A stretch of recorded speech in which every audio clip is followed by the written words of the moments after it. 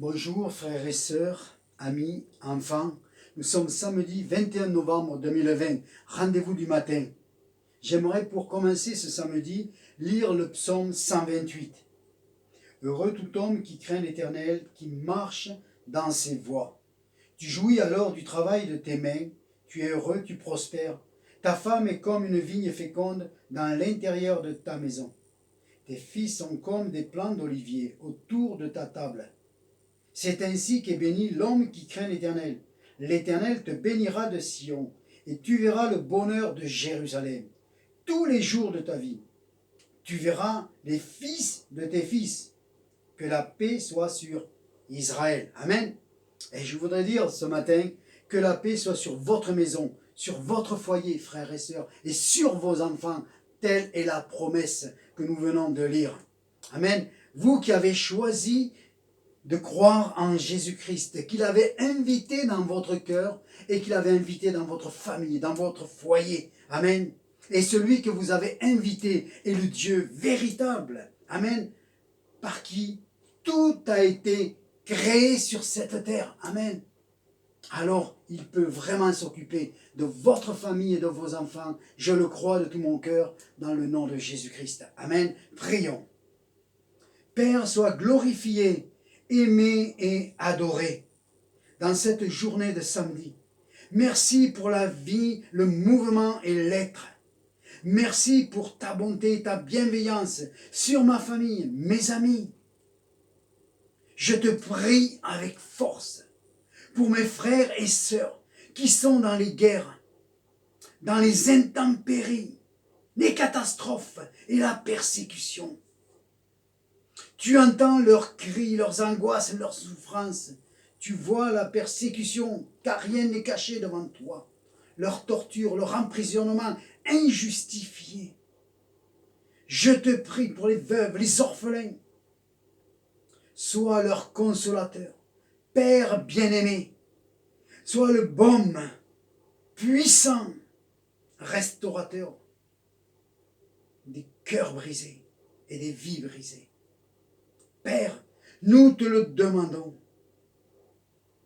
Dans le nom de Jésus-Christ. Père, je veux aussi, ce matin, te demander avec autant de force, Seigneur, de redonner l'amour pour l'assemblée, pour la communion fraternelle, pour le rassemblement des saints, Père. Dans le nom de Jésus-Christ. Amen. Amen. J'aimerais ce matin que nous puissions lire la première épître aux Thessaloniciens. Amen. Le premier chapitre. Paul et Sylvain et Timothée à l'église des Thessaloniciens qui est en Dieu le Père et en Jésus-Christ le Seigneur. Que la grâce et la paix vous soient données. Nous rendons continuellement grâce à Dieu pour vous tous, faisant mention de vous dans nos prières. Nous rappelant sans cesse l'œuvre de votre foi, le travail de votre charité et la fermeté de votre espérance en notre Seigneur Jésus-Christ, devant Dieu notre Père. Nous savons, frères bien-aimés de Dieu, que vous avez été élus. Notre évangile ne vous ayant pas été prêché en parole seulement, mais avec puissance, avec l'Esprit Saint et avec une pleine persuasion. Car vous n'ignorez pas que nous nous sommes montrés ainsi parmi vous à cause de vous. Et vous-même, vous avez été mes imitateurs et ceux du Seigneur en recevant la parole au milieu de beaucoup de tribulations avec la joie du Saint-Esprit. En sorte que vous êtes devenus un modèle pour tous les croyants de la Macédoine et de l'Achaïe. Non seulement, en effet, en parole du Seigneur, a retenti de chez vous dans la Macédoine et dans l'Achaïe, mais votre foi en Dieu s'est fait connaître en tout lieu, de telle manière que nous n'avons pas besoin d'en parler.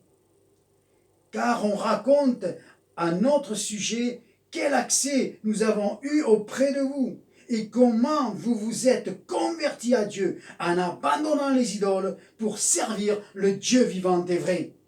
et pour attendre des cieux son Fils qu'il a ressuscité des morts, Jésus qui nous a délivrés de la colère à venir. Amen. Amen. Alors, ce matin, nous allons reprendre les 4 premiers versets et voir ce que cela peut nous dire aujourd'hui. Paul fait toujours mention de la grâce et de la paix du Seigneur Jésus-Christ. Amen. La grâce et la vérité, nous dit Jean, sont venues par Jésus. Grâce et vérité sont indissociables, car il s'agit de la personne de Jésus-Christ. Et la paix nous est donnée par Jésus-Christ. Nous avons donc besoin de plus de Jésus dans notre vie. Amen. Alors cherchons ce cœur à cœur avec Jésus. Le verset 2 m'interpelle dans le sens que nous voyons Paul qui prie, et il prie pour les Thessaloniciens, il prie pour l'église locale. Amen. Je me pose la question ce matin, et je vous la pose. Pour les chrétiens qui vivent hors église, amen, et qui n'ont même pas à la maison de groupe de prière, qui sont vraiment seuls, qui écoutent Pierre-Paul sur l'internet, amen, qui n'ont aucune véritable communion avec d'autres chrétiens, et qui trouvent toujours des excuses pour ne pas se rendre dans une assemblée.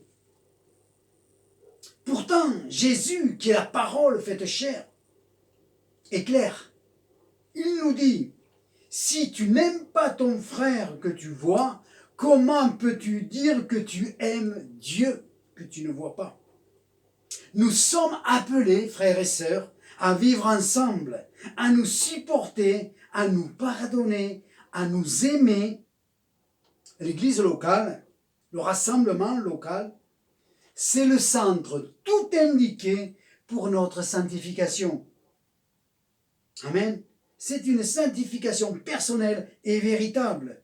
Je ne peux vivre ma sainteté loin d'une assemblée et de la communion fraternelle. Le contraire de la communion fraternelle serait une fausse croyance. Verset 3, Paul dit que nos vies sont devant Dieu. Amen. Je voudrais retenir ça pour rester dans la même pensée. Quand tu juges les églises au point de rejeter la communion, au point de ne plus te rendre dans une assemblée, ce que tu fais, tu le fais devant Dieu le Père. Amen. En rejeter la communion du corps, c'est rejeter Christ lui-même et son amour manifesté à la croix du Calvaire. L'apôtre Jean nous dit, et nous y viendrons demain pour présenter la Sainte Seine, mais 1 Jean 1,7 nous dit, mais si nous marchons dans la lumière, comme notre Père lui-même est dans la lumière, nous sommes en communion les uns les autres, et le sang de Jésus, son Fils, nous purifie de tout péché. Verset 4, il est dit, nous sommes certains frères bien-aimés de Dieu, que vous faites partie de ses élus. Amen. Et qu'il vous a choisi en vue d'un dessein particulier. Nous sommes choisis par Dieu, frères et sœurs, d'une telle façon pour que nous accomplissions les désirs du cœur du Père. Amen. Pour faire sa volonté, qui est premièrement l'adoration, car notre Père cherche des adorateurs en esprit et en vérité. Amen. Mais aussi pour vivre cette communion autour du sacrifice de son Fils qui nous rassemble. C'est la personne de Jésus qui attire les croyants à se rassembler dans la communion fraternelle. Amen. Où se plaît le Père, où se plaît le Saint-Esprit. Amen. Et troisièmement, on pourrait dire, nous avons été élus pour servir aussi. Nous sommes là pour servir nos frères et nos sœurs. Alors quand nous sommes hors église, nous servons qui? Nous propageons l'évangile où? Et où nous amenons les personnes où? Vraiment, frères et sœurs, je voudrais vous lire pour finir ce proverbe 18:1 que nous connaissons. Celui qui se tient à l'écart cherche ce qui lui plaît.